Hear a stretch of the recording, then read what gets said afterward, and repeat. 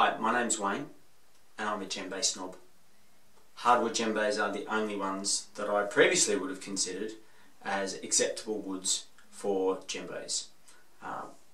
Jala, Lenke, Kadi, even Iroko, Numu, all of those woods perfect for djembes, and the softer woods absorb too many frequencies. It doesn't give you the nice high bright sound that you need.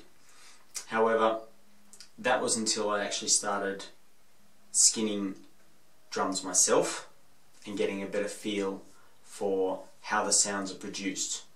At the end of the day, it's the bowl shape and the heading technique that really determines how well your drum is going to sound.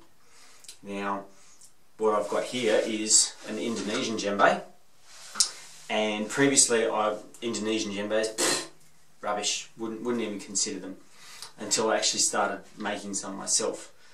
This is the second one that I've made like this. It's a 13-inch plantation mahogany made on a lathe in Indonesia, but the bowl shape is virtually identical to what you'd get on a hardwood drum coming out of Guinea. So before we get into how it sounds, a quick tour around the djembe. Notice the intricate carvings.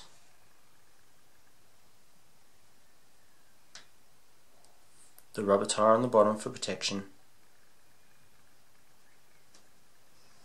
The oiling on the shell to moisturize and protect the shell.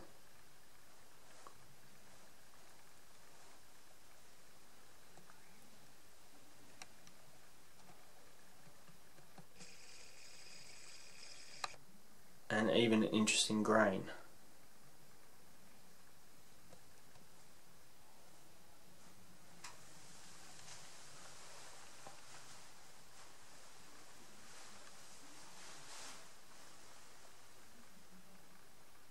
So you can see that there's a lot of detail in the drum itself, and the shape of it is very similar to what you get from an African hardwood. So straight sides, very Guinea-like.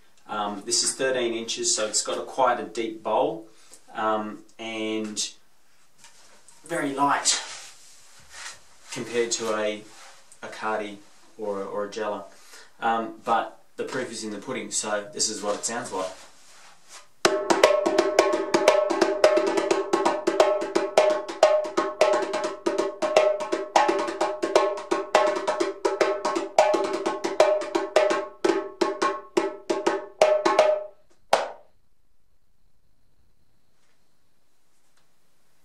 So if you can't stump up the money for a hardwood djembe, then consider an Indonesian one.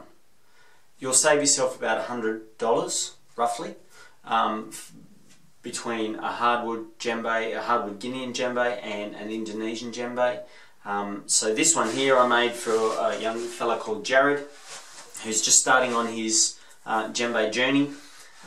He's 10 or 11, something like that, 12. And so this is a nice light drum for him. He's able to carry it quite easily. Once he gets into it, he'll probably start performing with it, like, you know, in a class, end of term performance, that kind of thing. But it's light enough that he can carry it. It's not going to kill him. But it's the kind of drum that is going to take him a long way in learning the djembe, and then he'll upgrade at some point if he decides to continue with it. But this one here, $430, so that's a custom build from me.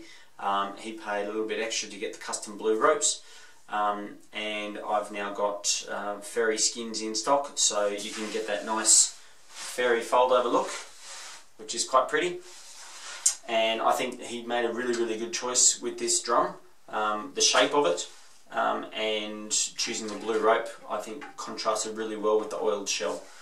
So it's, you know, a nice drum for less than what you'd pay for a hardwood drum, but you still get a great sound out of it. So if you're just starting and you're thinking, oh, $500 for a custom djembe, oh, it's too expensive, then consider an Indonesian one. And as long as it's headed right and you've got the right kind of proportions, you're still going to get a great sound out of it. Okay, see you later.